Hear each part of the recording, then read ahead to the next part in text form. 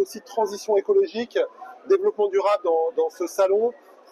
Peut-être dans un premier temps, est-ce que tu peux nous représenter qui est écologique et pourquoi écologique est présente également à l'occasion de ce salon de référence? Bien sûr, merci beaucoup Damien pour l'invitation. Et donc en effet, écologique est ce qu'on appelle un éco-organisme. En fait, on a une structure qui met en place une filière de collecte et de recyclage sur l'ensemble du matériel sportif.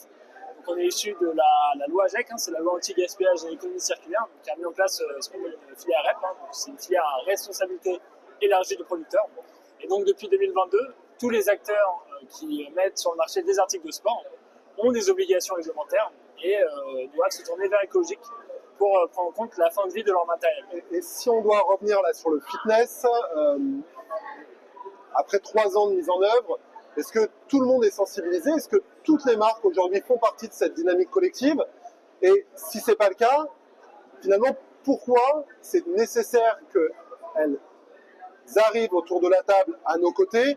Et est-ce que, entre guillemets, adhérer à un éco-organisme, ce ne sont que des contraintes? Est-ce que là aussi, pour eux, il faut aussi qu'ils comprennent toutes les opportunités que l'adhésion à cet éco-organisme permet? Bien sûr. Alors déjà, il faut comprendre que l'adhésion à l'éco-organisme est obligatoire. Elle est inscrite dans le code de l'environnement.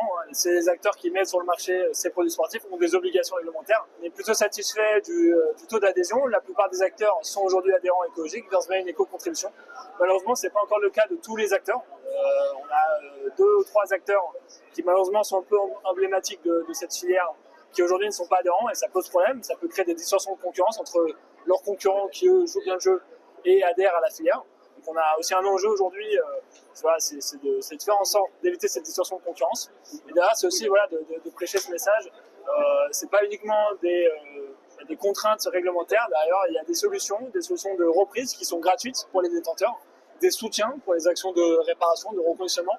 Est-ce que le monde du fitness, vis-à-vis de vos échanges, de comment vous percevez le secteur vis-à-vis des autres qui composent la filière sport, est-ce que c'est un secteur aujourd'hui qui est alerte sur les enjeux transition écologique?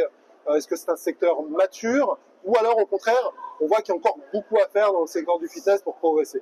C'est une bonne question et je pense que le secteur du fitness est assez avancé sur ces sujets d'économie circulaire. Il y a déjà de très bons réflexes qui sont mis en place depuis pas mal d'années. Cette notion de réutiliser un produit en fin de vie, c'est de ne pas le jeter, c'est peut-être de le reconditionner, c'est peut-être de lui donner une seconde vie. C'est des réflexes qui sont déjà bien implantés dans cette filière, dans ce domaine du fitness. Donc voilà, la plupart des acteurs ont déjà des actions vertueuses sur la fin de vie de leurs équipements. Donc pour moi, c'est une filière assez mature sur ce niveau-là.